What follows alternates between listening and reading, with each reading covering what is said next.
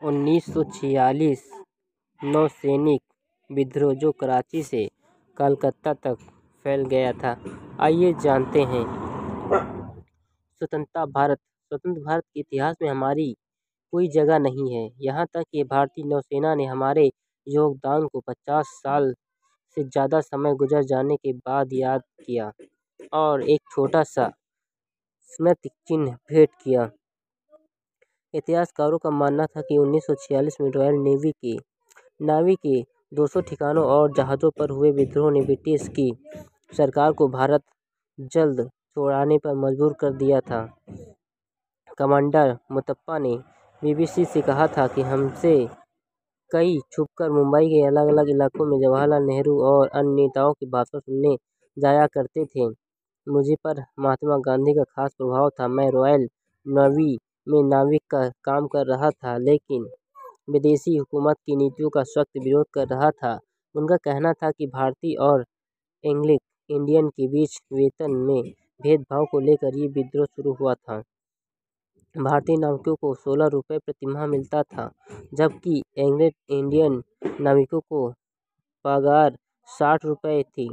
एक दिन हम सब 127 नाविकों ने नाश्ते से मना कर दिया तो हमें फिर गिरफ्तार कर यादववाड़ा की जेल में कुछ महीनों रखा गया और वहाँ भी हमारे खिलाफ भेदभाव की नीति थी। उसके बाद हमारे वेतन बढ़ाए गए, लेकिन नाविकों का विद्रोह 1946 में विदेशी सरकार के लिए बहुत गंभीर मुद्दा बन गया था। स्वतंत्रता संग्राम के बढ़ते प्रभाव ने नाविकों को अनुशासन में रहने का अपना अमूल मंत्र तोड़ने का मजबूर कर दिया था।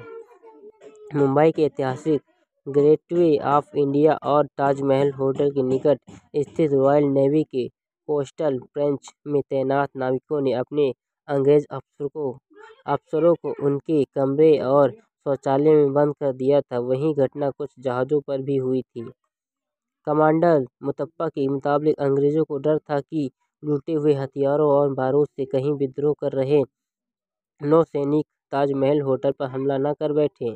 सबके साथ हाथ हथियार अलग लग गए।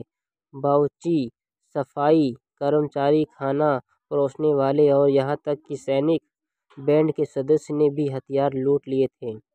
विद्रोह ने इतना गंभीर रूप धारण कर लिया था कि नाविक चेन्नई से कराची तक विद्रोह पर उतर आए थे। मुंबई में के कैथेड्रल ब्रिज को मराठा लाइट इन्फैंट्री के सैनिकों ने घेर लिया था और कई घंटों तक विद्रोही नाविकों और उनके बीच फायरिंग चली रही।